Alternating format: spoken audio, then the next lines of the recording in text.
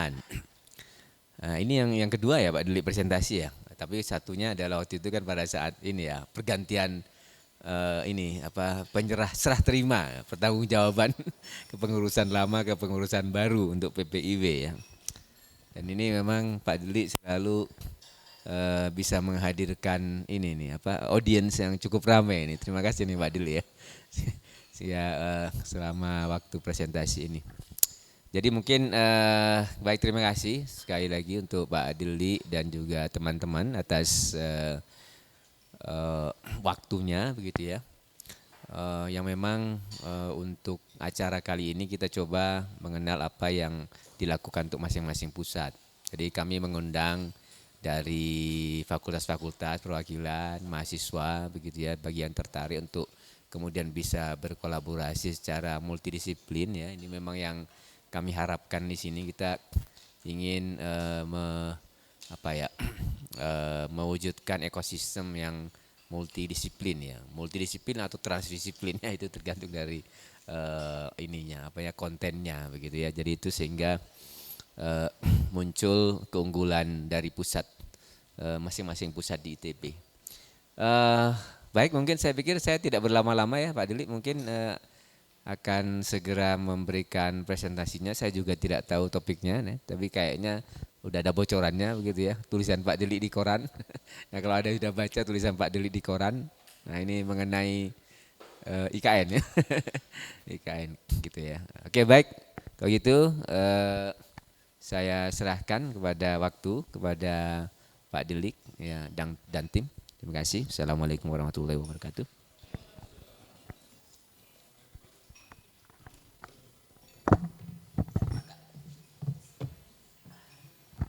Baik, terima kasih Pak Kepala DPITM ya. Ini masih harus saya hafalkan nama baru ini ya. Branding baru nih ya, Direktorat Penerapan Ilmu dan Teknologi Multidisiplin ya. Ini salah satu lembaga baru ITB yang saya merasakan memunculkan dinamika baru lah dalam ini ITB. Pak Taufan sebagai kepala ya. Dan terima kasih untuk kesempatannya. Assalamualaikum warahmatullahi wabarakatuh. Ya, selamat sore, ini kayaknya ada tim buzzer ini ya. Saya pikir tidak akan ini.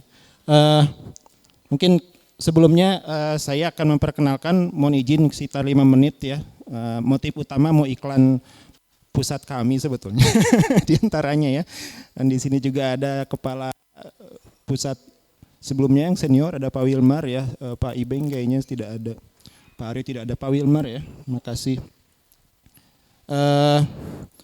Ya, mungkin ini juga yang menyebabkan PP ini oleh ITB dan Pak Taufan tetap didorong ya, karena sejarahnya ini panjang ya, gitu ya. Ini terrekord ini dari tahun 90-an, jadi termasuk pusat yang tua sebetulnya ya mungkin ya. Meskipun ini menjadi beban sejarah tuh berat ya. Dan sebetulnya ini juga tadi kita bicara ITB miniatur Indonesia Pak ya, politik. Nah mungkin juga PP miniatur ITB ya. Kadang beban sejarah itu begitulah gitu ya. Gimana kembali memunculkan kejayaan lama itu sebenarnya tidak mudah. Tapi memang awalnya banyak dari planologi lalu berkembang menjadi multidisiplin. Dan seiring dengan isu strategis nasional infrastruktur, semakin didorong kepada interaksi antara kewilayahan dari infrastruktur ya PP ini. Nah ini sebetulnya tidak ada kartu anggota ya, tapi ini sebenarnya data 2-3 tahun kegiatan siapa sih yang terlibat gitu ya. Mungkin ada yang sempat belum masuk ya, tapi kira-kira ada di sini ya, ada. Dan kami selama mungkin 4-5 tahun ini cukup konsisten dengan 4 klaster ini ya. Ada klaster urban, regional, infrastruktur, dan transport ya. Yang bintang 2 itu kepala senior, ada Pak Haryo, Pak Beng, Pak Haryo, Pak Wilmar. Lalu sebetulnya karena kita masih sejarah lama tapi sebetulnya bukan pusat yang besar, jadi belum punya organigram dan seterusnya ya. Jadi tapi bisa saya asumsikan sementara ini saya mengangkat Bu Tessa sebagai tanda petik sekretaris lah gitu ya, dosen muda menjembatani juga. Nah ini juga mungkin yang kami highlight gitu ya. Jadi rencananya 4 tahun ke depan yang menjadi isu pengikat, yang diharapkan menjadi pengikat berbagai kegiatan kami adalah terkait dengan mega project ya.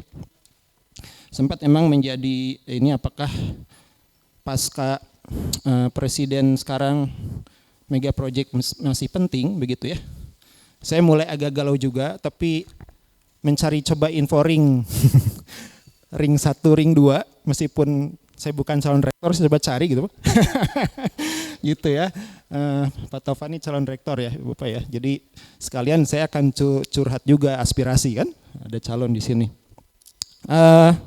Apa namanya, kemarin sekarang misalnya concern yang sudah formal ya, seperti presiden baru ini tentang penyediaan perumahan gitu ya, itu juga diantara yang mungkin metamorfosis atau pengembangan dari isu mega project. Nah yang perlu kami highlight itu ada juga beban mental ya kalau saya keluar ITB, baik sebagai dulu wakil di lembaga LPPM ya, selalu melihat ITB itu saintek. Sementara saya itu tidak saintek gitu ya. Kemarin juga di acara Asian Studies, saya dari ITB bicara politik, orang kaget, wah orang ITB bicara politik begitu. Nah jadi sebetulnya itu ya, jadi kami ini multidisiplin, tidak hanya disiplin horizontal gitu ya, ada berbeda teknik air misalnya, jalan, udara, tapi juga vertikal dalam arti hal yang sangat konkret sampai yang abstrak kami bahas gitu. Dulu memang sejarahnya kita banyak di level ini ya, strategik dan teknikal gitu ya. Sekarang ini semakin ke atas gitu ya. Dulu saya tidak suka ya daerah-daerah ini ya, societal institutional nih, karena saya pikir tidak jelas ya gitu ya. Tapi ternyata setelah praktek ini semua itu tidak jalan kalau atasnya tidak jalan gitu ya. Jadi mau tidak mau, meskipun dari sisi pengabdian, misalnya saya pribadi masih banyak pekerjaan teknis, pada tataran riset saya dan mungkin beberapa dari yang tadi itu 50% atau lebih sudah dimensinya bukan ITB gitu ya, sudah ke politik dan lain-lain. Dan nanti yang mau saya sampaikan juga ke sana. Nah ini sedikit juga laporan update ya, produktivitas kami gitu ya, member kami yang berafiliasi ya, tapi tidak tahu ini risetnya dari pure LPIT atau tidak, tapi ini member yang terafiliasi. Memang kita meskipun multidisiplin, alhamdulillah banyak members yang produktivitas cukup baik ya, Q1. Meskipun dengan multidisiplin kita berharap juga produk-produk aplikatif ya, mungkin bidang PPIW ini tidak gampang. Tetapi ini sebetulnya ke depan tantangan, bahkan kalau berbicara Q, kita mengeluh Pak Wenten minta Q1, kalau keluar itu ke MIT, Q itu udah nggak dihitung lagi, semua udah impact factor gitu ya. Jadi kalau kita sekarang Q sudah mengeluh, itu berat. Kita ingin ngejar 150, ditantang Q aja melempem gitu ya. Tapi at the same time, perbedaan disiplin itu menimbulkan bahwa bagaimana reputasi itu dibangun beda-beda gitu ya. Seperti sekarang, mungkin kita fokus pada menggenjot jurnal-jurnal gitu ya. Saya melihat keluar bidang-bidang seperti PWK atau sejenisnya arsitektur, itu orang-orang bereputasi bukan karena jurnal ternyata gitu ya, tapi karena menulis buku gitu ya. Dan itu yang tidak terakomodasi di Indonesia. Kita bias saintek, semua dipacu nulis jurnal. Padahal coba mungkin ada dari arsitek, scholar-scholar terkenal arsitek itu bukan menulis artikel gitu. Ini beberapa kegiatan, terutama internasional gitu. Kita ada mitra dari Cina gitu ya. Lalu juga terakhir kemarin nih baru pulang ya, kolaborator Pak Wilmar ini terkait juga riset IKN sebetulnya, meskipun pada dimensi atau fokus yang berbeda. Ya. Dan kita mungkin perlu juga saya klarifikasi di awal sering, wah sekarang PP tidak diberi uang begitu ya. Itu sebetulnya mungkin kurang bersyukur sebetulnya. Ada, tapi ya mungkin Pak Tovan CS ingin melihat keseriusan. Kalau diberi uang serius nggak gitu ya, sebetulnya ada, tapi mungkin ya tidak seperti dulu polanya. Dan beberapa riset ini diantaranya terkait IKN memang cukup ini ya, beberapa tahun terakhir. Ya mungkin itu sekedar pengenalan.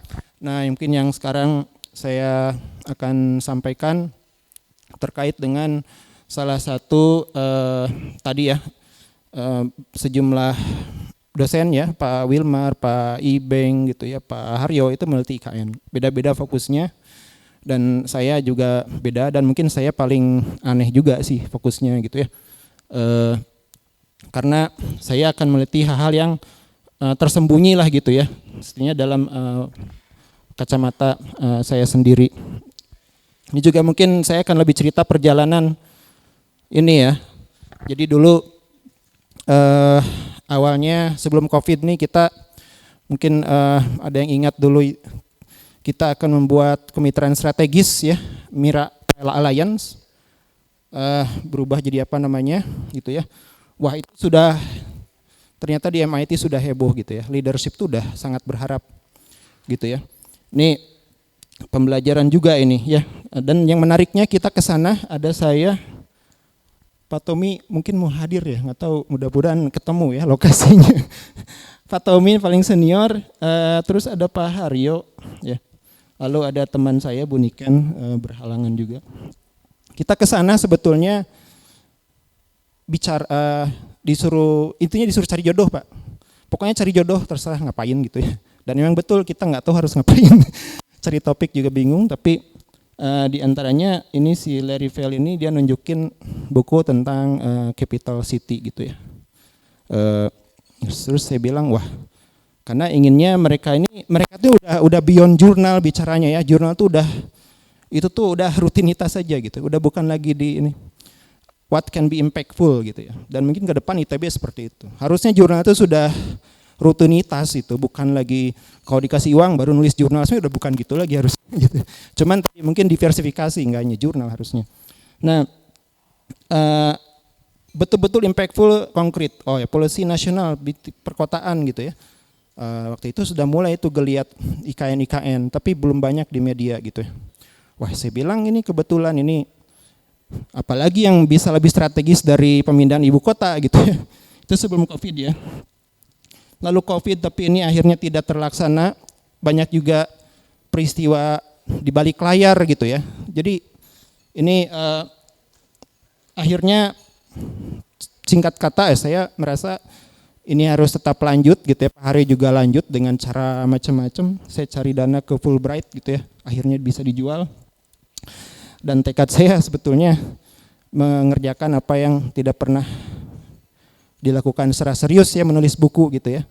Dari ini yang masih miskin lah di kita gitu, bisa dihitung jari lah gitu. Dan apalagi saya merasa ini sudah guru besar nggak pernah nulis buku yang serius gitu, nggak serius lah, agak serius gitu ya. Jadi saya gunakan itu jadi ini awal untuk project ini, yang awalnya memang tes the waternya, bikin jurnal gitu ya, lalu juga di koran. Tapi sebetulnya mungkin saya ingin menulis yang saya merasakan nih kayak disertasi kedua gitu ya. Jadi tapi sudah terlanjur berjalan, harus diselesaikan gitu ya, apapun ininya. Nah ini yang mungkin hasil yang sekilas ya kan saya sampaikan. Jadi selama ini diantaranya saya meneliti tentang mega project lah ya, terutama mungkin sejak di era Pak Jokowi dan Pak SBY ya, SBY di fase terakhir. Tapi beberapa riset sebelumnya banyak melihat mega project tataran infrastruktur ya, seperti high speed train gitu ya, apa namanya, jalan tol gitu ya, bandara gitu ya. Nah, saya sudah lama tidak meneliti yang berbasis area gitu ya, bukan lagi networks, area urban. Nah, memang bukan tanpa alasan, memang sejak krisis itu hampir bisa dipastikan kita tidak ada proyek kota baru ya. Jadi memang baru IKN ini gitu ya. Jadi ini momentum juga gitu ya. Fokus kepada hal yang sifatnya urban yang spasial lah gitu. Nah, lalu juga ternyata selain mungkin faktor usia ya, beda dengan muda waktu S3 gitu ya, berpikir itu masih gampang ya. Mungkin teman-teman yang masih S3 nih sulit juga gitu ya. Jadi awalnya sebetulnya saya ingin meneliti tentang pemindahan ibu kota dari sisi urban and regional planning ya, teknis lah gitu ya. Tapi ternyata apa yang terjadi itu sebetulnya beyond technical menurut saya gitu ya. Beyond technical. Bahkan meskipun ibu kota itu identik dengan nation building dan bla bla bla, pada waktu itu bukti seperti itu diragukan lah gitu ya. Sehingga saya terpaksa masuk kepada hal yang sifatnya tersembunyi gitu ya. Sebetulnya apa sih gitu ya motivasi di balik itu. Sempat berpikir, yang di sini ada teman S3 mungkin akan balas dendam sama saya. Apa novelty-nya gitu. Karena kalau mereka seminar saya tanya, Pak, kayaknya mereka datang untuk itu. Jadi saya masuk ke teori urban politics di mana yang banyak dibahas itu adalah lebih kepada dimensi material ya.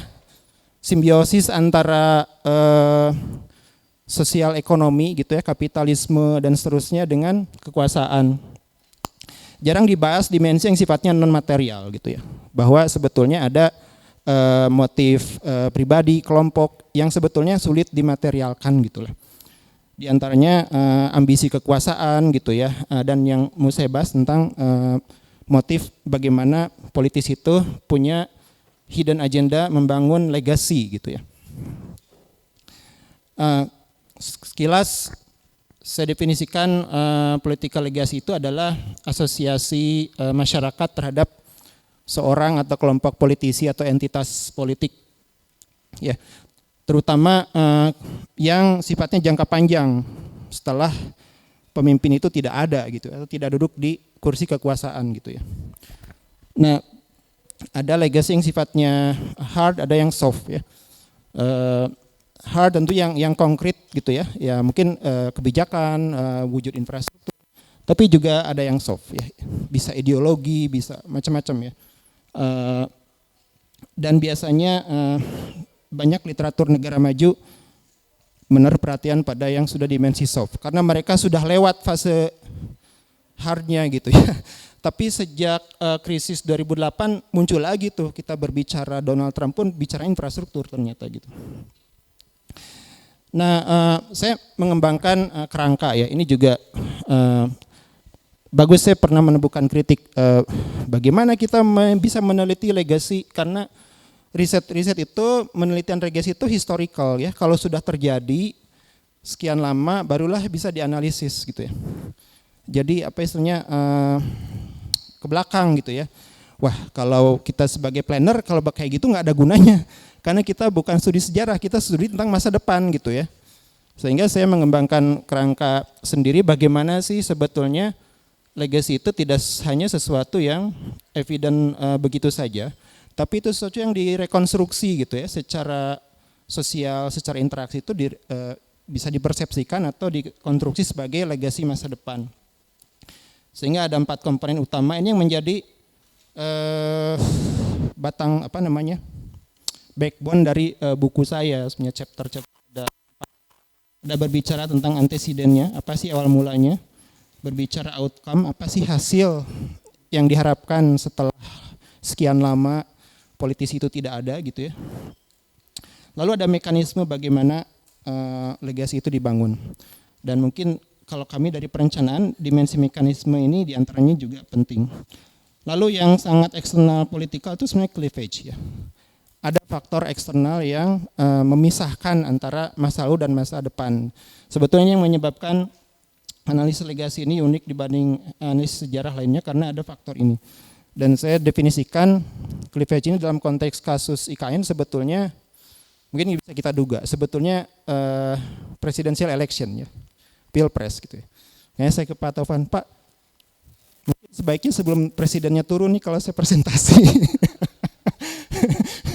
Begitu. Ya. Ya, beberapa hal terkait dengan relokasi kita seringkali menghubungkan bahwa relokasi itu awal mulanya idenya Pak Soekarno gitu ya. Kalau penelusuran saya, terutama kalau kita gunakan sudut pandang planning, sebetulnya far beyond Soekarno gitu. Sejak zaman kolonial Belanda ya. Dendels itu serius, dia pernah ada upaya serius memindahkan dan hampir jadi gitu ya. Tapi semuanya ini batal, penyebabnya sama. Batal karena krisis gitu ya. Berbagai jenis krisis lah. Kebanyakan perang sih. Ini Belanda krisis dijajah Inggris ya, Napoleon gitu ya, sehingga bubarlah. Lalu kalau berikutnya nih krisis karena Perang Dunia Kedua. Soekarno juga krisis kan sebetulnya tahun 65, krisis karena G30 dan seterusnya. Pak SBY, tapi Pak SBY ini mungkin tidak seserius yang lain juga ya kalau zaman Pak SBY ini. Tapi intinya masalah budget. Pak Jokowi juga sebetulnya krisis ya. Krisis ya, ekonomi krisis, Covid. Tapi yang beda bisa berlanjut begitu ya. Ini hebatnya gitu ya. Nah, ini yang mau saya gali kenapa gitu. Kalau pola yang lain ini harusnya nggak jadi gitu ya IKN ini. Tapi kok ini berlanjut. Kita lihat misalnya dari survei ya, sebetulnya mix ya hasil survei itu antara yang pro dan tidak pro IKN pindah itu mix lah. Tapi kalau di rata-rata kasar sebetulnya agak cenderung masyarakat itu lebih banyak menolak ya. Ini dari banyak versi ya. Di sini saya pikir biasa dilihat ini ada yang buzzer pro pemerintah, ada yang tidak gitu ya. Tapi overall adalah yang mengkonfirmasi sebetulnya tidak ada dari publik masyarakat itu tidak pernah bulat ya harus pindah. Artinya perdebatan lah gitu ya. Dan dukungan untuk pindah itu semakin menurun sejak Covid ya. Kita lihat gitu ya. Tetapi justru tetap berlanjut. Dan kenapa menjadi kontroversi ini coba saya kumpulkan, memang banyak hal yang tadi ya, dimensi yang visible itu banyak yang tidak masuk akal gitu ya, alasan-alasan kenapa harus pindah. Mungkin saya tidak akan jelaskan semua ya, panjang, tapi semua argumen yang digunakan kenapa harus pindah itu bisa dipatahkan gitu ya, bahkan dengan logika sederhana gitu ya, kayak maksa gitulah intinya ya. Tapi kenapa secara politik tetap berjalan begitu ya? Regardless sebetulnya banyak kontroversi di dalamnya, gitu. Mulai dari masalah Jakarta tenggelam lah misalnya dan lain-lain gitu ya. Sebenarnya bisa dibantah lah gitu ya. Dan banyak yang membantah, bukan hanya saya gitu ya. Nah, kenapa itu terjadi gitu ya? Satu-satunya alasan yang masuk akal sebetulnya bukan teknis ya. Bukan karena Bappenas membuat kajian yang sangat komprehensif meyakinkan semua orang, tidak gitu. Sebetulnya sangat politik ya. Pertama Pak Jokowi itu popularitasnya tinggi sekali, 80%. Jadi kalau menurut saya, kalaupun Pak Jokowi memutuskan ibu kota pindah ke Maros, jadi ke Maros gitu ya. 80% mendukung, mau apa gitu, nggak akan takut gitu ya. Jadi apa Kalimantan nggak seberapa gitu ya, pindah ke mana, ke Kutub Selatan, saya pikir bisa jadi gitu ya. Yang kedua di parlemen gitu ya, tidak ada oposisi ya, jadi mau apapun ya ada disetujui gitu ya, gitu ya, maunya apa ya bisa gitu ya. Nah ini yang luput gitu ya dari makanya saya lihat juga teman-teman perencanaan di Bappenas nggak habis pikir nih gimana gitu, karena itu satu yang tidak beyond technical. Jadi memang Pilpres ini menjadi ini ya, kita lihat beberapa upaya juga dilakukan gitu ya, bagaimana diantaranya supaya ibu kota ini tetap berjalan gitu despite crisis. Misalnya dulu ada isu pemilu diundur gitu ya. Pemilu diundur, lalu sebenarnya bukan isu, itu sudah ada buktinya. Upaya bagaimana Presiden itu menjadi 3 periode gitu ya. Lalu itu gagal juga, muncullah teori cawe-cawe kan gitu ya, bagaimana misalnya pemimpin yang existing bisa menunjukkan keberpihakan kepada calon yang bisa menunjang keberlangsungan proyek atau inisiatif yang tidak akan selesai pada masanya. Dan yang terakhir adalah bahkan mereorganisasi regulasi ya, bagaimana supaya misalnya calon yang calon yang mungkin akan bisa menjadi sesuai dengan apa yang keberlanjutan proyek itu bisa diupayakan terpilih lah gitu ya. Nah, itu satu ya, itu cerita tentang dimensi tadi cleavage, bagaimana masa menjelang pilpres itu begitu sangat menentukan gitu ya, apa yang sedang dan akan terjadi. Nah, lalu kepada saya mundur lagi ke belakang, antisiden ya. Kenapa ini kita katakan IKN itu legacy gitu ya? Mungkin secara superficial justru IKN itu satu-satunya mega project yang tidak ada di janji kampanye gitu ya. Kok bisa jadi legacy? Itu kalau analisisnya yang tekstual ya gitu ya. Tapi kalau kita analisisnya lebih kritis gitu ya. Definisi dari legacy antisiden itu harus sesuatu yang unik gitu ya. Gitu ya. Pertama dulu ada ini yang mungkin yang diantara yang akan comparable itu sebetulnya high speed railway ya. Tetapi sebetulnya untuk dijadikan legacy ini problematik sebetulnya, karena HSR ini inisiator pertamanya bukan presiden sekarang, tapi yang sebelumnya. Tapi kalau IKN itu memang murni dimulai sejak rencananya dari presiden yang sekarang. Lalu juga dan kalau kita lihat sebetulnya yang paling banyak dibangun itu jalan tol ya. Tapi jalan tol itu tidak unik.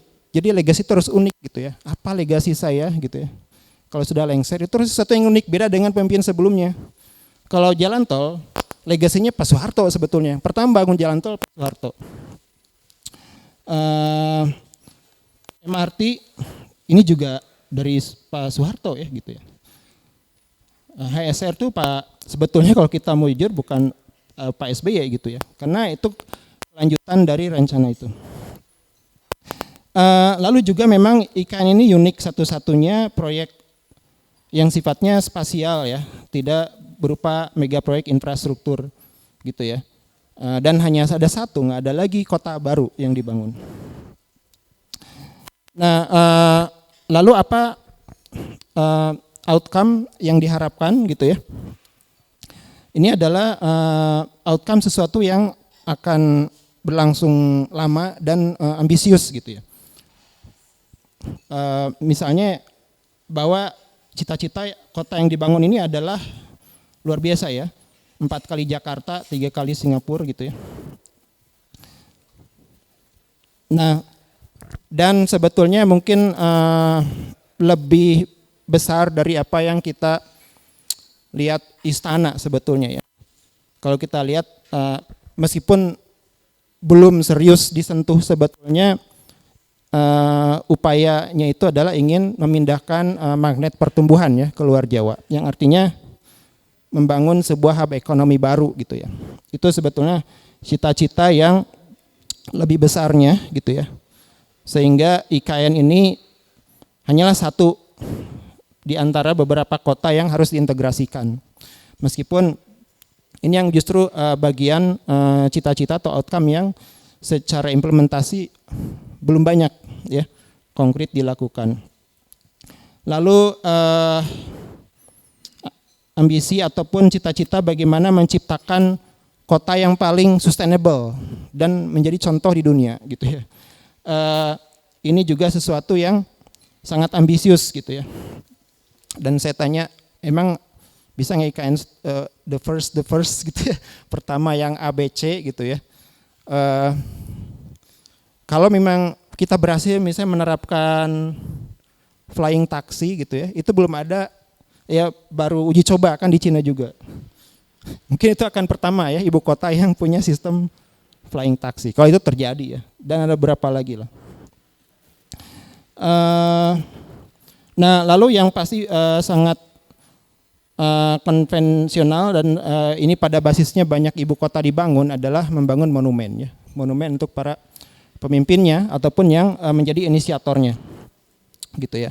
Karena dari sini bisa mencerminkan bagaimana powerfulnya, influentialnya si leader gitu ya. Nah, lalu saya masuk lagi ke tahap mekanismenya seperti apa gitu ya, membangun planning sebagai proses membangun legacy itu. Ada beberapa, ini kan setidaknya ada 4 ini utama ya, dan di sini yang krusial adalah proses membangun dimensi institusional ternyata gitu ya. Pertama, membangun kerangka perencanaan. Ini yang mungkin saya definisikan sebagai fast track planning. Ini mungkin inspirasi karena mantan Kaprodi waktu itu diantara yang bikin pusing itu program fast track ya. Ternyata ya itulah tadi diskusi dengan Pak Topan, ITB ini miniatur Indonesia. Ternyata proses perencanaan juga lagi zaman-zamannya dibikin fast track begitu ya. Proses yang biasanya 1-2 tahun bisa menjadi 3 bulan gitu ya. Itu hal yang luar biasa gitu ya, unprecedented gitu ya. Bahkan di dunia gitu ya mungkin ya, tidak banyak contoh dalam kondisi yang sebetulnya tidak ideal kita bisa melakukan itu. Lalu juga kalau ini, nah ini mungkin yang pola di berbagai wilayah di dunia terjadi ya, authoritarian neoliberalism. Jadi dengan semakin negara itu punya kekuasaan maupun resources ekonomi terbatas, maka suka atau tidak suka dia memasukkan dimensi non pemerintah, terutama swasta gitu ya. Dan proses ini memang 10 tahun terakhir tidak hanya di Indonesia. Upaya for the sake of investment itu membuat sistem birokrasi, sistem perencanaan itu menjadi otoriter ya. Otoriter dalam arti misalnya banyak proses yang semakin disentralistikan. Dulu itu harus ada proses di daerah, sekarang langsung nasional misalnya kan. Lalu juga proses-proses pengambilan keputusan ya, yang memang juga struktur ya. Misalnya di IKN itu memang secara vertikal langsung ke nasional, lalu secara horizontal itu power itu berada di eksekutif gitu ya. Sementara di wilayah lain di Indonesia itu selalu ada balancing eksekutif dan legislatif. Tapi di IKN tidak ada DPRD gitu ya. Langsung hanya eksekutif. Dan beberapa hal lain. Lalu juga ini yang saya sebetulnya paling sulit ya. Paling sulit kita buktikan gitu ya. Tetapi ada data-data kajian lain yang sebetulnya kalau secara analitis itu dan mungkin sejumlah pihak juga mengakui bahwa memang IKN itu bukan tanah kosong begitu ya. Sudah ada pemilik konsesi dan lain, dan mereka juga ikut andil. Bahkan Pak Presiden baru pun mengatakan saya juga investasi di IKN gitu ya. Jadi tanda petik simbiosis antara power dan ekonomi itu ya keniscayaan gitu ya, untuk proyek besar seperti ini. Di mana pemerintah tidak bisa berjalan sendiri. Nah yang mungkin juga selama ini disepelekan gitu ya, hal yang lebih soft lagi gitu ya. Institusi itu tidak hanya berbentuk undang-undang atau lembaga gitu ya. Ternyata dimensi-dimensi yang sifatnya simbolik itu juga memiliki peran penting gitu ya. Ritual-ritual yang dilakukan gitu ya, ritual di titik nol, ritual berkemah gitu ya, itu semuanya punya maksud institusional pada derajat market yang beda-beda lah gitu ya. Ada untuk orang untuk masyarakat yang mungkin awam, hal-hal yang mistik seperti itu mungkin penting gitu ya. peran IKN itu bahwa it's more than just sesuatu yang konkret, tapi ada spiritual di dalamnya gitu. Nah, gitu. Mungkin saya cepat ya. Jadi ini mungkin hanya kontribusi yang sedikit lah dari yang saya lakukan, karena berbicara IKN itu nggak akan ada habis-habisnya gitu ya. Dulu ketika saya meneliti ini, kenapa saya semangat? Waktu itu belum ada yang meneliti IKN gitu ya. Lalu kena COVID, kondisi saya berbeda gitu ya. Mungkin kalau masuk S3 harusnya cepat ya. Saya COVID, ngurus bayi, ngurus anak, jadi malah jadi kepala sekolah gitu ya. Risetnya nggak jalan. Nah, itu ya. Nah, tapi setiap hari itu ada hal baru gitu. Ini membuat juga riset saya ini kenapa baru sekarang keluar gitu ya. Karena ditunggu sebulan, hipotesis ini bisa berubah lagi gitu ya. Dinamika sekali apa yang akan terjadi itu gitu ya. Dan mungkin apa yang tidak akan pernah selesai. Tapi intinya saya konsisten menunjukkan bahwa faktor membangun legasi itu penting gitu ya. Juga untuk bagaimana kita mengenvision sebagai planner ya gitu ya. Dan beberapa kasus kami lain bukan hanya riset, pengabdian, kenapa suatu proyek perencanaan kok harus begini-begini, ternyata memang ada kepentingan legasi pemimpinnya gitu. Dan itu bisa hard, bisa soft gitu ya. Bahkan kita berbicara IKN itu bukan hanya masalah monumen gitu ya. Tapi mungkin ini yang seharusnya akan lebih influensial kalau yang di cultivate itu bagaimana mengkaitkan IKN dengan proses membangun bangsa, lalu mereposisikan bangsa kita di tengah tantangan baru ya, kompetisi global gitu. Ini yang mungkin kurang jadi perhatian. Nah, yang mungkin menjadi challenge buat perencana itu membangun legasi itu ternyata untuk konteks Indonesia atau IKN ini proses-proses yang bersifat authoritarian, pragmatis itu ternyata cukup penting lah gitu ya untuk bisa kita cermati gitu ya. Bagaimana ini bisa terjadi gitu ya, dan bagaimana kita merespon proses yang seperti ini gitu ya. Itu yang menjadi PR selanjutnya. Habis. Next. Disuruh selesai kayaknya ini. Tidak bisa. Ini yang mungkin hal-hal yang sifatnya, ini yang saya highlight di koran ya, sebetulnya sesuatu yang uncertain sih gitu. Ini lebih kepada ibaratnya ini bukan hipotesis ya, tapi kemungkinan-kemungkinan yang mungkin terjadi gitu ya. Bahwa kita sekarang diskursus ikan lanjut apa tidak gitu ya. Kalau menurut saya ikan itu tidak bisa berhenti ya gitu ya. Kalau berhenti riset saya jadi nggak laku gitu. Bukan itu ya. Justru karena riset ini saya jadi tidak punya proyek pemerintah gitu ya. Karena risetnya kritis ya gitu ya. Coba kalau saya risetnya nggak politik mungkin banyak proyek IKN gitu ya. Ini apa namanya? Karena kita sudah menggelontorkan resources sebegitu besar gitu ya.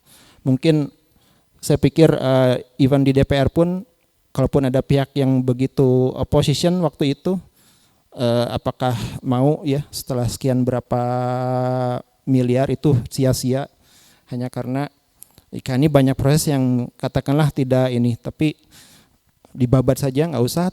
Saya pikir itu ada sesuatu yang emosional gitu ya. Lalu yang kedua, tapi mungkin ada beberapa hal bahwa ini harus lebih realistik gitu ya. Oke, ini nggak bisa berhenti tapi harus lebih realistik. Beberapa ambisi itu too good to be true ya, ingin membuat Jakarta baru seolah-olah, yang itu tidak mungkin lah gitu ya. Mungkin panjang ceritanya, tapi sebetulnya kalau dalam literatur apa yang kita katakan secondary capital lah. Jadi harus ibu kota yang light gitu, yang tapi spesifik, spesial gitu ya, unik, not necessarily big begitulah. Dan ini beberapa langkah yang saya menyayangkan, beberapa langkah yang mungkin tidak mengarah ke sana, nanti menjadi sia-sia khawatirnya gitu ya, memindahkan sesuatu yang tidak mungkin terjadi.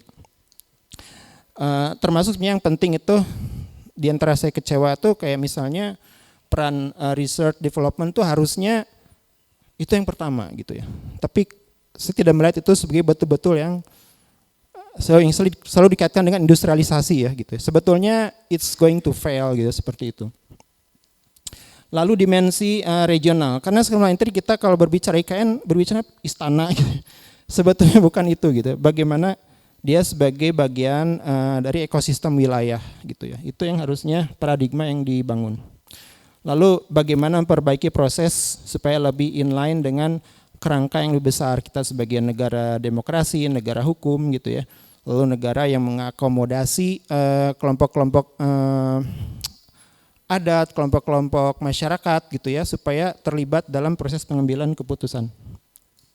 Saya kira itu yang bisa saya sampaikan. Tentunya ini banyak kekurangan ya, dan mungkin akan menjadi riset lanjutan tidak oleh saya tapi yang lain, karena saya sudah mulai enak dengan IKN.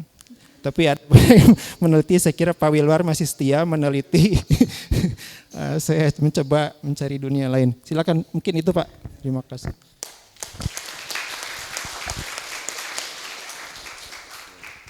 Wah, terima kasih Pak Delik. Kalau tentang IKN ini pasti banyak sekali pertanyaan gitu ya. Yes, oke, pro kontra pasti secara akademik nggak masalah ya dia. Nanti mungkin kita lihat pertanyaan-pertanyaannya seperti apa gitu ya. Nah tadi poin yang penting itu membangun legasi ya. Nah ini ya. Kalau bahasa Jawanya itu apa ya? Tetenger. Oh ya, tetenger lah gitu ya. Tetenger itu tinggalan yang bisa dikenang nah, gitu ya selamanya. Nah itu saya pikir itu penting juga ya untuk sebuah leader, mungkin itu salah satu. Selain juga mungkin visi panjang ke depan ya gitu ya. Kadang-kadang keputusan-keputusan strategis tidak hanya ekonomi ya, jangka pendek, mungkin jangka panjang ya.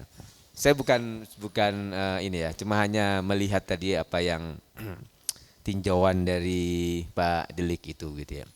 Nah mungkin saya mungkin ada pertanyaan, mungkin silakan, mungkin pendapat, pandangan begitu ya, silakan aja. Pro kontra is okay gitu, ini akademik gitu ya. Ya kita kan cuma membahas, menganalisa begitu, bukan kemudian apa ya, tidak perlu dimasukin hati gitu.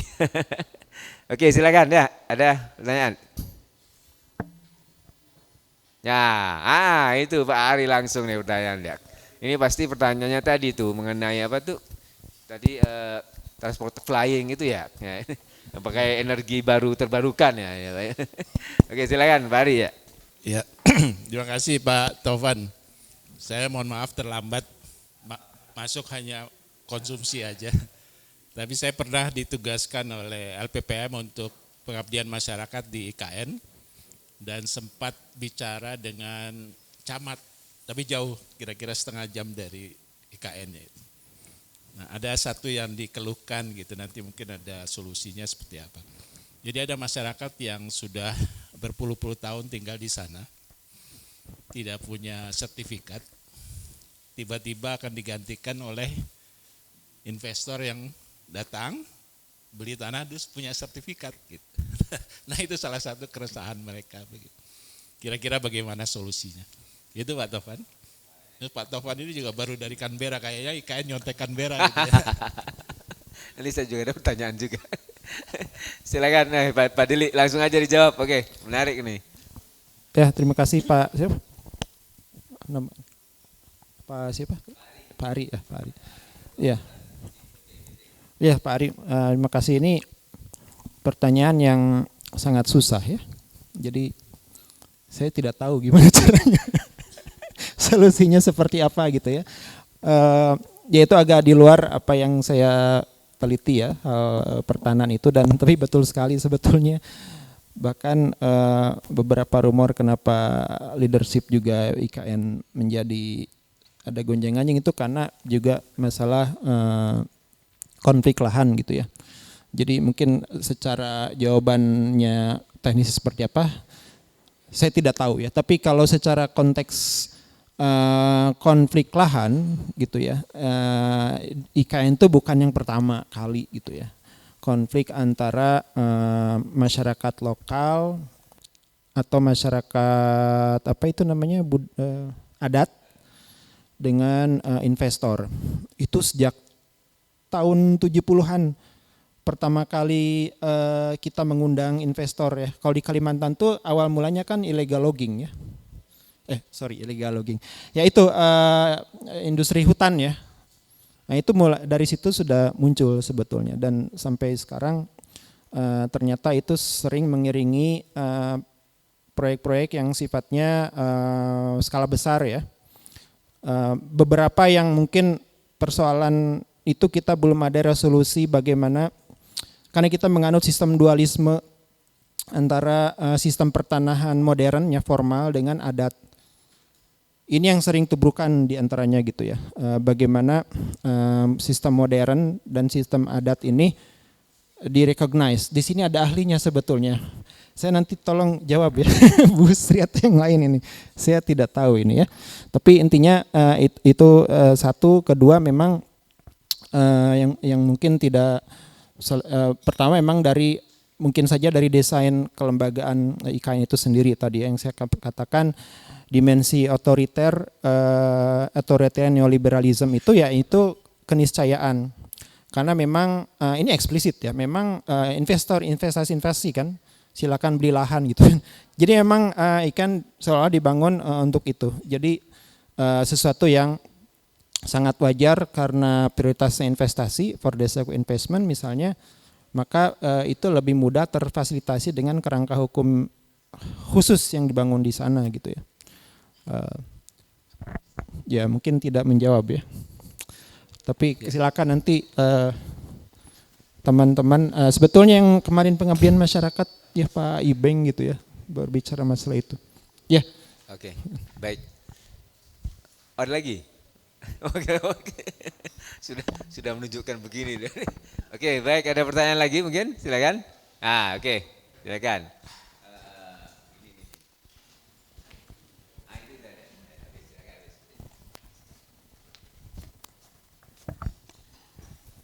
Sebut nama, dari mana gitu ya. Selamat sore, perkenalkan saya Ade dari S3 PWK. Pembahasan yang menarik sekali tentang IKN. Ada beberapa hal waktu Pak Delik tadi menjelaskan yang membuat saya berandai-andai, sekaligus sebenarnya bertanya, menurut Pak Delik seperti apa? Tadi kan disebutkan bahwa salah satu faktor kuat yang melatar belakangi kenapa akhirnya Indonesia ini cenderung akan pindah ibu kota itu adalah rating dari Presiden Jokowi. Kalau seandainya, ini kita berandai-andai, di tengah-tengah ratingnya Presiden Jokowi itu seperti rating yang sekarang setelah kasus politik dinasti, kasus MK, kemudian dan kasus-kasus lainnya, kira-kira jadi nggak sih IKN itu pindah seandainya itu ada di tengah-tengah peristiwa seperti itu. Kemudian yang kedua, kalau selama ini kira-kira 2-3 tahun ke belakang ketika IKN ini mulai dibangun, kalau kita lihat dari analisis PDRB-nya, yang berasa banget efeknya saat pembangunan IKN ini hanyalah peningkatan PMTB atau pembentukan modal atau investasi fisik hanya di Penajam Pasar saja. Penajam Pasar dan sedikit sekali di Penajam Pasar Utara. Kira-kira nanti seandainya IKN ini jadi primary capital city atau secondary capital city, seberapa cepat dan seberapa kuat sih dampak IKN ini terhadap wilayah-wilayah di sekitarnya? Mungkin itu Pak, terima kasih. Terima kasih Pak Ade. Ini pertanyaan yang saya suka ya, menggelitik dan maksudnya ini juga nyambung dengan apa yang saya pikirkan lah ya, meskipun mungkin tidak banyak berandai-andai, tetapi coba kita bandingkan.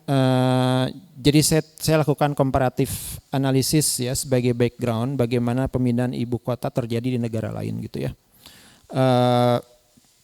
Memang unik gitu ya tadi, dua hal tadi ya. Popularity rating yang sangat tinggi, lalu koalisi yang sangat besar gitu ya. Itu mungkin saya tidak menemukan komparasinya ketika di tempat lain, dan kita negaranya formally demokrasi gitu ya, formally gitu ya. Meskipun mungkin banyak pertanyaan kualitas dan lain-lain.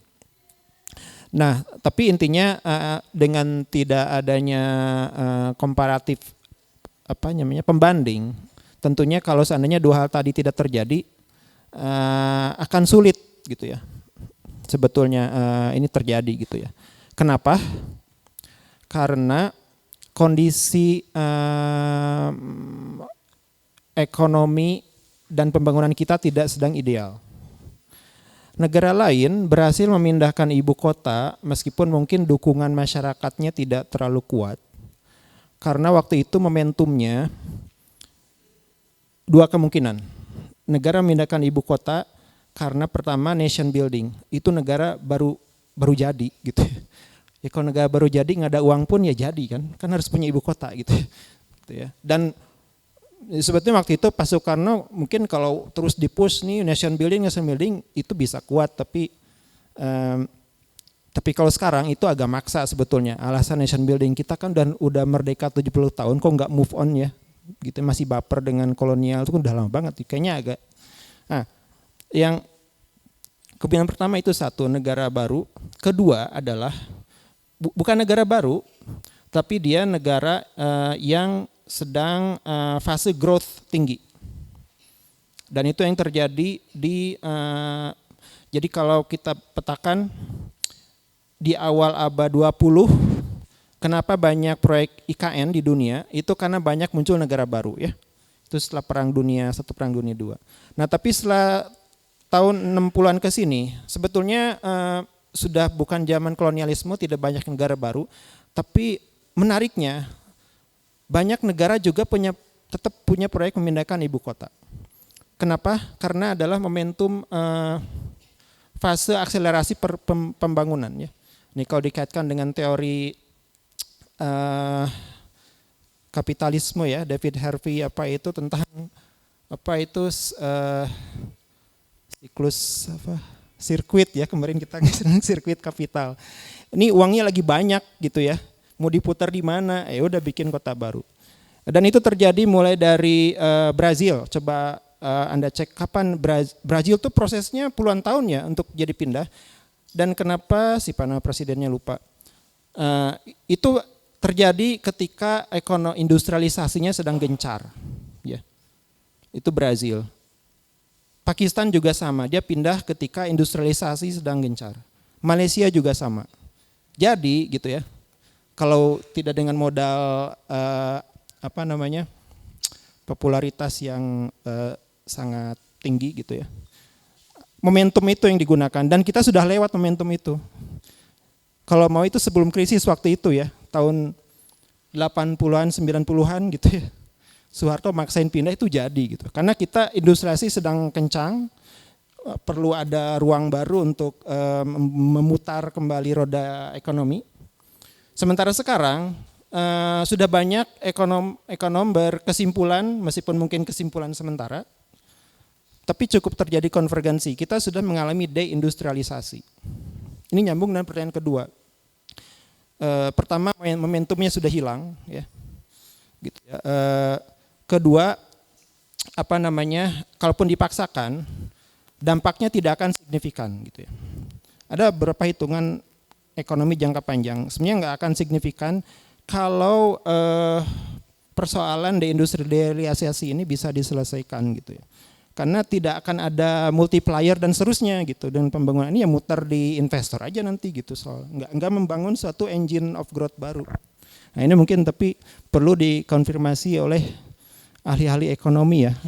Ada Pak Adiwan dan yang lain, mungkin itu mungkin saya tidak analisis langsung, tapi hanya komparasi dan dari referensi saja gitu ya.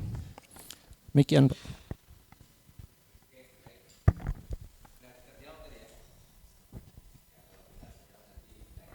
Oh, Pak Jelik. Kan mahasiswinya ya Pak Jelik ya? Bimbingannya? Bukan? Oh bukan. Bimbingan ya. Oh ya bimbingan. Tapi bukan bimbingan Oke Pak Jelik ya. Formal. Oke, ini. formal. Apa? Oke ada lagi? Bu Reni biasanya. Ini Bu Reni. Oke silakan Bu Reni.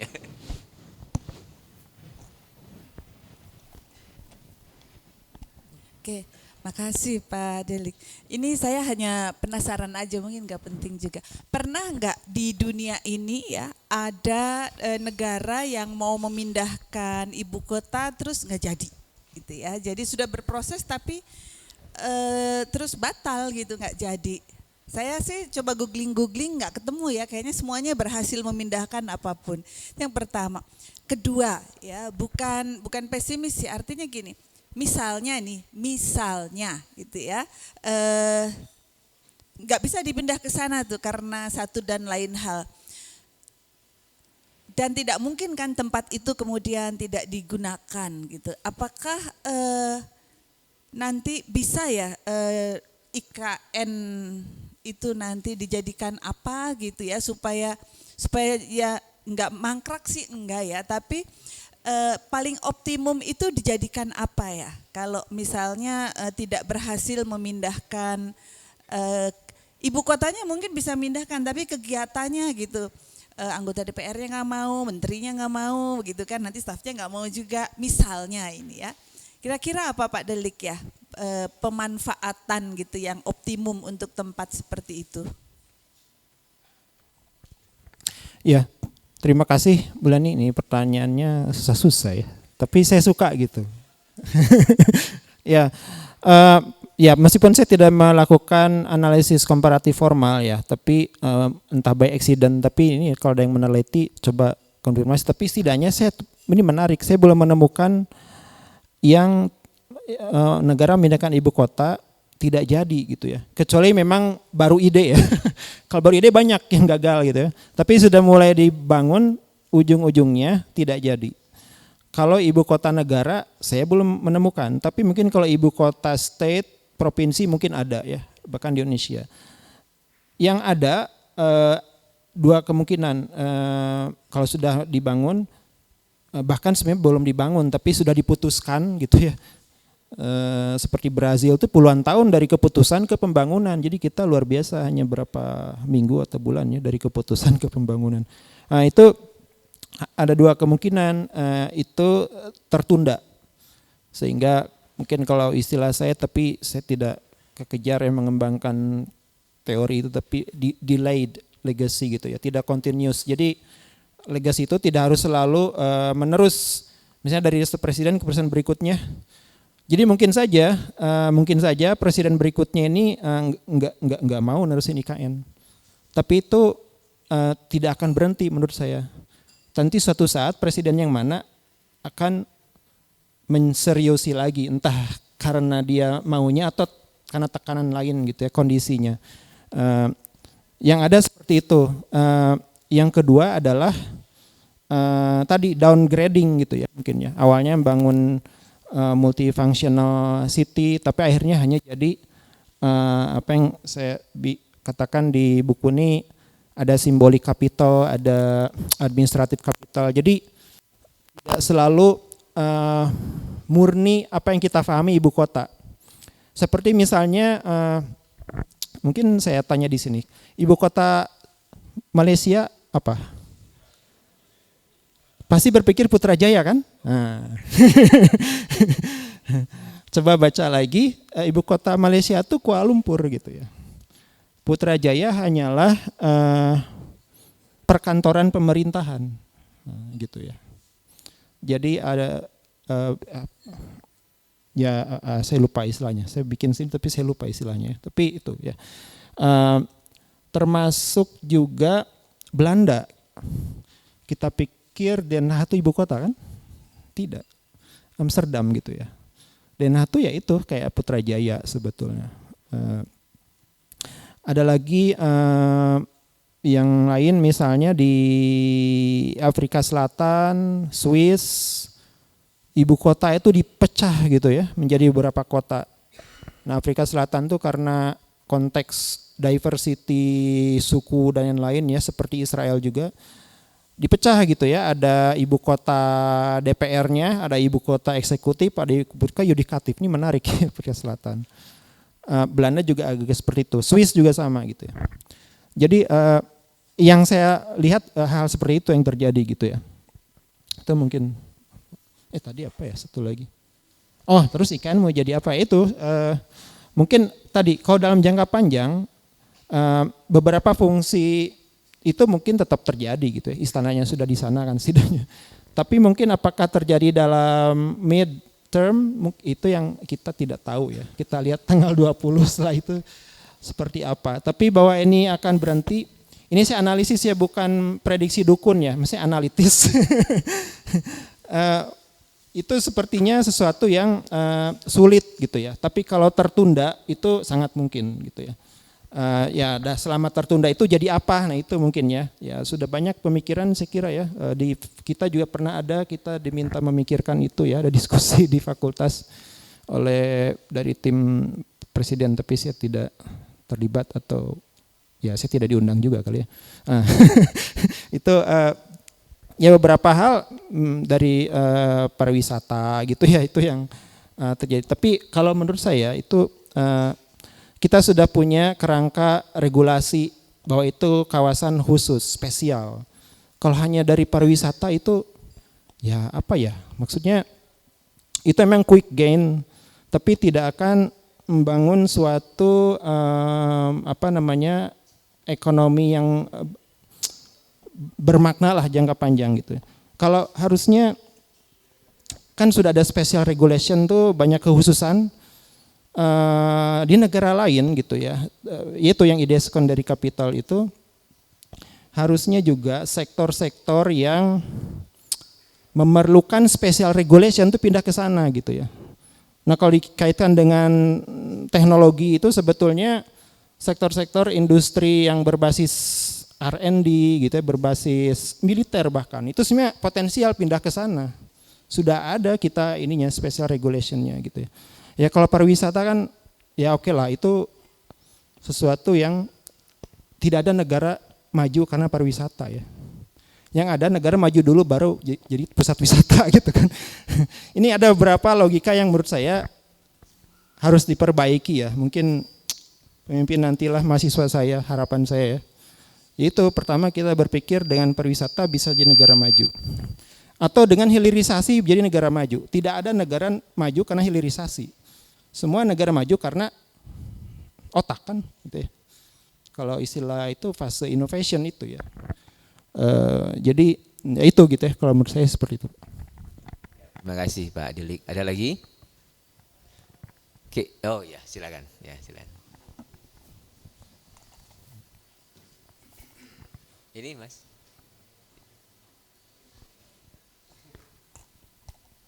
Perkenalkan, nama saya Asa dari mahasiswa Doktora PWK juga. Yang ingin saya tanyakan itu Pak, kenapa ya Pak ya kepala dan wakil kepala badan otorita itu secara bersamaan melakukan pengunduran diri dan akhirnya digantikan oleh Menteri PUPR dan juga ATR BPN begitu. Dan apakah adakah pengaruhnya dengan neoliberalisme dan fenomena sentralisme di IKN ini? Itu pertanyaannya. Ya, terima kasih. Ini yang diantaranya yang saya katakan, buku saya ini nggak pernah selesai diantaranya karena ada dinamika baru terus gitu ya. Yang akhirnya harus saya tutup sama nanti teman-teman yang S3 pasti nggak beres-beres tuh gitu. Tapi akhirnya kita sendiri yang memutuskan ini harus selesai gitu ya. Itu mungkin saya tidak menganalisis itu ya. Jadi saya tidak, ya kalau pembicaraan tidak formal saya bisa menyampaikan. Tapi sebagai scholar saya tidak punya data yang memadai. Tapi kalau berhipotesis boleh lah ya. Berhipotesis memang dari beberapa data yang publik lah ya, statement gitu. Memang mungkin ini sebetulnya akumulasi juga ya, bukan tiba-tiba, itu sih tidak ya. Sebenarnya isu apakah diturunkan juga itu udah isu lagi gitu ya. Tapi kalau dikaitkan dengan tadi ya beberapa hal tadi masalah, saya membayangkan kalau saya jadi BOIKN dan saya tidak mau gitu ya. Untuk masalah aja udah pusing gitu ya. Siapa yang sanggup gitu ya. Pastinya kalau dikaitkan dengan analis ini, BOIKN itu diberikan beban yang begitu dahsyat, tetapi tidak diberi resources yang memadai gitu. Itu aja udah gitu ya. Saya pernah being in that situation gitu ya. Kalau ibarat curcolnya. Saya pernah dalam posisi seperti itu, diberi beban yang banyak, tapi nggak dikasih apa-apa. ITB Pak ya, ITB juga sama. Rektor ini seperti BWKN ya, harus jadi ranking 100 dunia. SPP tidak boleh naik, pendapatan harus tinggi. Siapa yang sanggup? Makanya saya nggak mau nyalon rektor Pak. Saya terbuka aja, ada beberapa nyuruh saya nyalon rektor, di samping alasan A, B, C, D, E, ini sama aja dengan disuruh jadi BWKN gitu ya. Kalau istilahnya dulu saya lupa ya, senior kita juga. Istilahnya dengan BHMN ini kepalanya dibebasin tapi ekornya dipegang, itu siapa yang bilang ya? Dan itu memang gitu ya. Jadi kayaknya silakan otonomi, mau bikin apapun, bikin mall di kampus silakan, tapi ekor dipegang gitu. Ini nggak bisa. Nah itu ya. Mungkin itu ada exaggeration Pak ya. Saya pikir ada berapa, kalau dalam konteks PTNBH sih ada berapa angin segar, tapi lebih kepada kita nih butuh rektor yang punya keberanian menurut saya ya. Mudah-mudahan Pak Taufan salah satunya. Saya tidak kampanye ya.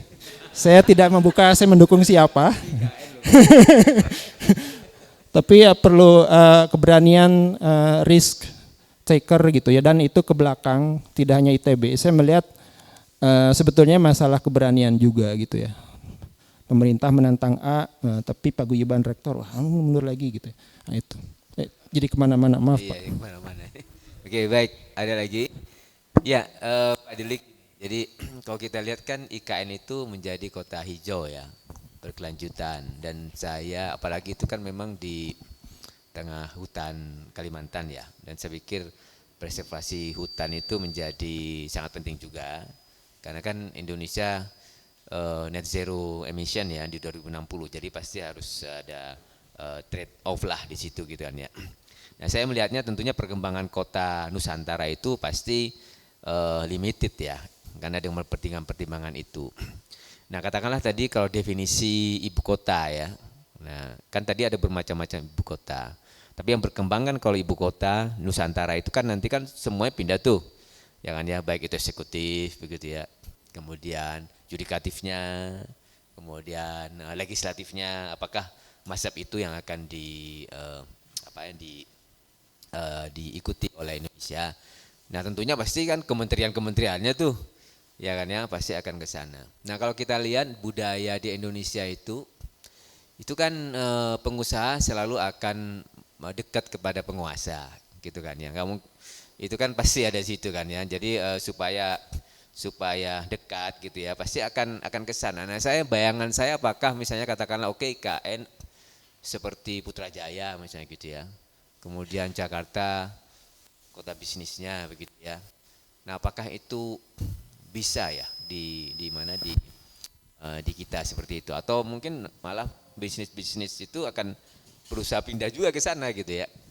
Nah, gitu. Nah, kira-kira gimana menurut Pak Dilik, kira-kira rancangannya itu seperti apa nanti ke depan untuk IKN gitu. Ya. Pertanyaan Pak Kepala ini memang sesuai ini ya. Bisa disederhanakan Pak pertanyaannya. Pertanyaan sidang saya ini. Mungkin bisa Jadi maksud saya apakah kemudian rencana IKN sebagai kota hijau berkelanjutan limited itu bisa di maintain begitu ya. Tentunya kan pasti perkembangan kotanya itu limited ya, terbatas gitu ya. Nah sementara kita punya budaya nih di Indonesia ini yang namanya pengusaha itu pasti akan mendekat ke penguasa. Ya kalau semua lingkaran kekuasaan pindah ke IKN pasti bisnis gitu ya, katakan bisnis akan berusaha ke sana. Nah ini gimana ke depannya begitu ya? Apakah itu tujuannya IKN itu sebagai kota hijau berkelanjutan, kemudian dihubungkan dengan komitmen terhadap net zero emission begitu. Itu kira-kira gimana menurut Pak Dilik? Ya, ini juga pertanyaan yang susah ya. Ini saya baru pertama kali sebagai peneliti, saya bilang ke mahasiswa, Anda peneliti bukan dukun ya. Tapi ini saya pertanyaan-pertanyaan yang mungkin dukun tuh lebih gampang menjawabnya. Ya, maksudnya perlu meta ini ya. Tapi kalau kita kembali kepada ini ya, analisis dari apa yang ada ya, yang kita miliki. Itu pertama tadi ya, pertama tentang hijau ya. Ini satu lagi tadi saya katakan IKN yang jadi kota yang pertama ABC gitu ya. Mungkin punya sistem flying taxi pertama. Yang kedua, ini kalau terwujud, tapi saya tidak mengatakan ini akan terwujud, tapi kalau terwujud ini bisa yang pertama adalah ibu kota di dalam hutan gitu ya. Itu tidak ada gitu ya. Jadi kalau mau sesuatu yang legacy ya ini pertama gitu. Yang ada itu kan forest city, tapi kalau city in forest, nah itu belum gitu ya. Apalagi capital in the forest, wah akan dikenang sepanjang sejarah manusia. Itu belum ada ya, sebetulnya belum ada. Tapi pertama apakah terwujud kan sebetulnya tuh pada skala apa sih kota baru ini akan terwujud, itu kan memang sulit kita prediksi ya sebelum tanggal 20, sebelum 100 hari pertama dan seterusnya gitu ya. Tetapi apa namanya, karena pertama apalagi kalau kita mengandalkan private sector gitu ya, dia perlu dua prasyarat ya. Kalau saya tanya itu pertama namanya market itu kan supply demand ya, sama developer juga supply demand. Ya saya bangun kota kalau ada penduduknya, ada permintaan rumah baru saya bangun kan, kalau nggak rugi. Nah prasyarat ini belum terjadi gitu ya. Makanya nggak ada yang berani ya developer besar. Nah ini yang juga tidak sempat saya analisis gitu ya. Kok bisa-bisanya apa itu developer besar mau bangun IKN gitu ya. Hipotesis saya tidak sesederhana itu, pasti ada proses di balik layar. Itu menentang logika developer gitu ya. Membangun sebelum ada penduduk, itu tidak masuk akal, perlu hidden analysis lagi itu gitu ya. Saya bukan menuduh, tapi secara analitis itu saya belum menemukan textbooknya bisa seperti itu gitulah. Itu satu. Jadi pertama itu, jadi kalaupun terjadi pasti jangkanya panjang tuh, betul-betul ekosistem investasi itu betul-betul menarik. Kedua adalah konsistensi regulasi gitu ya, betul-betul regulasi kekhususan itu diterapkan. Ini kan kita uji mungkin setelah ini ya, parlemen baru ada yang mengubah nggak undang-undang dan lain-lainnya gitu ya. Tapi secara teoritis apakah hijau itu bisa terbangun gitu ya? Ya setidaknya mungkin lebih kepada at what cost dan who. Jadi mungkin saja. Yang saya ragu, jadi kalau mungkin asal hijau mungkin bisa gitu ya. Tetapi menjadi kota inklusif itu yang saya belum menemukan argumen gimana ya caranya gitu ya. Kalau ditanya saya juga, karena semua ibu kota itu tidak inklusif gitu ya. Jadi itu memang sudah kutukan ibu kota mungkin seperti itu ya. Kita lihat ke ibu kota baru itu pasti kota-kota yang mahal gitu ya.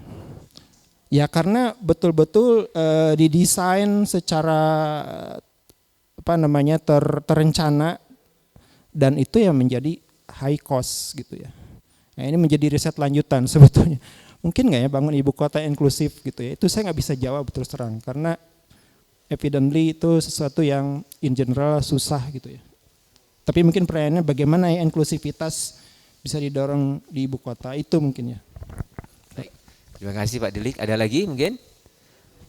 Ada? Oke, baik. Saya pikir cukup, sangat menarik. Mungkin tadi yang saya tangkap kembali lagi bahwa leader tadi perlu juga membangun legasi. Nah, ini Pak Dilik kan Ketua PP, jadi kita tunggu legasinya Pak Dilik nih sebagai Ketua PPIB ya. Oke, kita beri tepuk tangan sekali lagi buat Pak Dilik.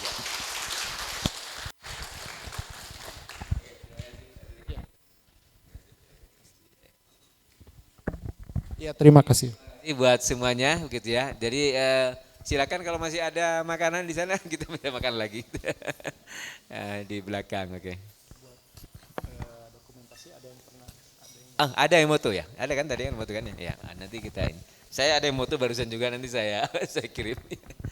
Nah, oke, terima kasih atas kehadirannya. Jadi buat teman-teman yang mungkin ini ya belum mengetahui. Jadi kita tiap 2 minggu di sini di ruangan ini itu ada tiap Selasa ya. Itu ada bersantai. Silakan datang. Jadi PP gantian begitu ya. Jadi silakan datang, welcome ya. Walaupun nggak ada undangannya, ini memang terbuka lah ya untuk komunitas ITB juga. Kalau ada teman-teman yang dari luar ya tertarik pada materi pusat-pusat, silakan hadir. Terima kasih. Assalamualaikum warahmatullahi wabarakatuh.